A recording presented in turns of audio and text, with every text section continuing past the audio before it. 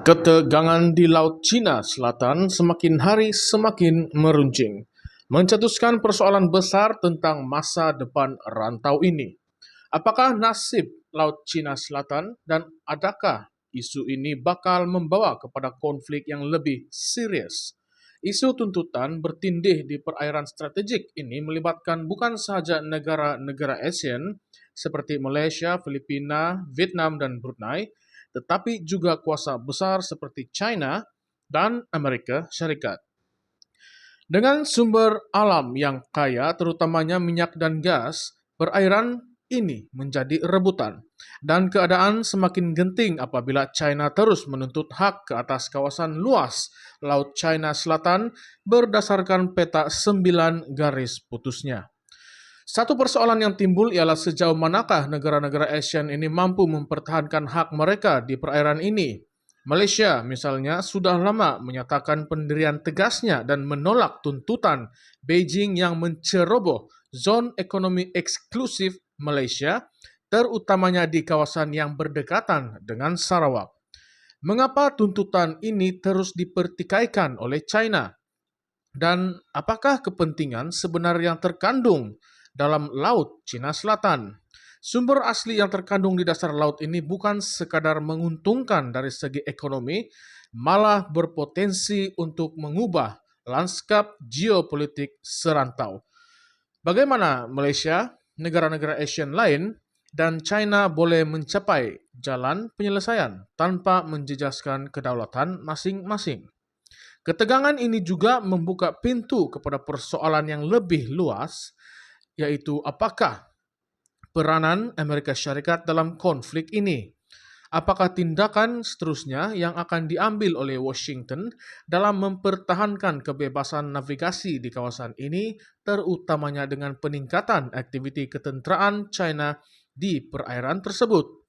Amerika Serikat sudah lama menunjukkan komitmennya untuk menjaga kestabilan di rantau ini melalui latihan ketenteraan bersama negara-negara ASEAN. Adakah penglibatan Amerika ini membantu mengimbangi kuasa China atau sebaliknya hanya menambahkan lagi ketegangan yang sedia ada? Tidak dapat dinafikan pengaruh China di Laut China Selatan semakin agresif. Baru-baru ini peta 9 garis putus yang dituntut oleh China menimbulkan kekhawatiran bukan saja di Malaysia, tetapi juga di kalangan negara-negara ASEAN yang lain.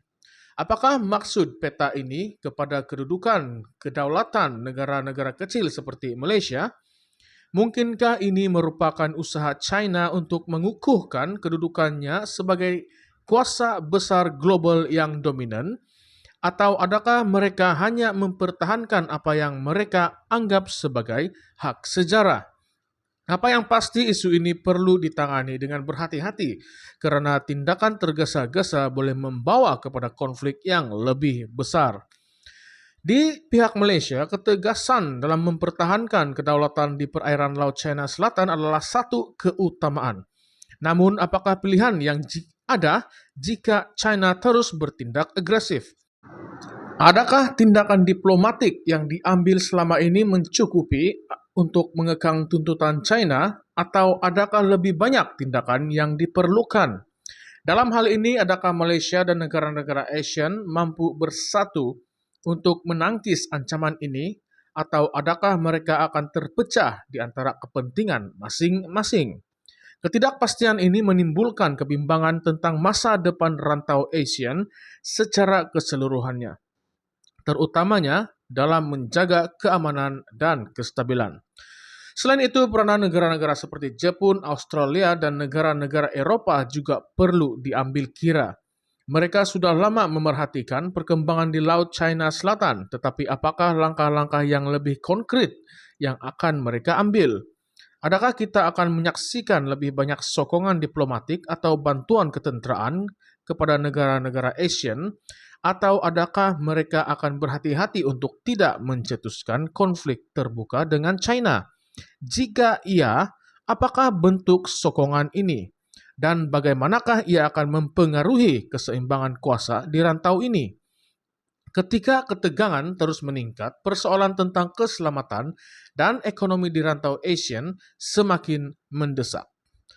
Bagaimana jika konflik ini mengganggu laluan perdagangan utama di Laut China Selatan? Dengan jutaan tan barangan yang melalui perairan ini setiap hari, sebarang gangguan boleh membawa impak besar kepada ekonomi global. Bagaimana pula dengan industri minyak dan gas yang sangat bergantung kepada kestabilan di kawasan ini? Adakah Malaysia bersedia menghadapi cabaran ekonomi sekiranya konflik ini berlarutan? Namun yang lebih penting ialah kesan ketegangan ini terhadap rakyat Malaysia. Kedaulatan negara bukan saja soal politik, tetapi juga soal marwah dan kesejahteraan rakyat. Adakah Malaysia sanggup berhadapan dengan konflik yang boleh menggugat kestabilan negara?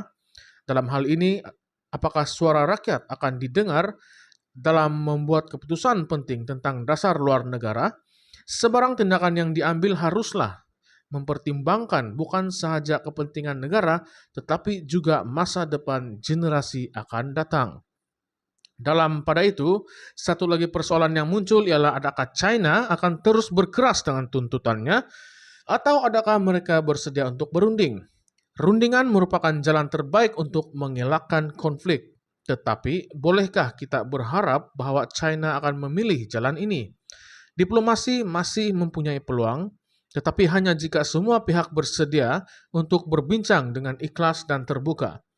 Adakah negara-negara ASEAN, termasuk Malaysia, cukup kuat untuk menuntut hak mereka di meja rundingan, atau adakah mereka akan terpaksa mengalah kepada tekanan dari kuasa besar? Kesimpulannya, masa depan Laut China Selatan kini di persimpangan. Konflik ini bukan sekadar isu serantau, tetapi telah menarik perhatian dunia. Malaysia dan negara-negara ASEAN perlu bersedia untuk menghadapi segala kemungkinan, sama ada melalui rundingan diplomatik atau tindakan lebih tegas. Apa yang pasti, sebarang keputusan yang diambil akan memberi kesan jangka panjang kepada keamanan, kestabilan, dan kemakmuran rantau ini. Adakah kita bersedia untuk menghadapi masa depan yang penuh ketidakpastian ini? Atau adakah kita akan terus dibayangi oleh konflik yang berlarutan? Persoalan ini difikirkan oleh setiap rakyat Malaysia karena masa depan kita bergantung kepada bagaimana isu ini ditangani.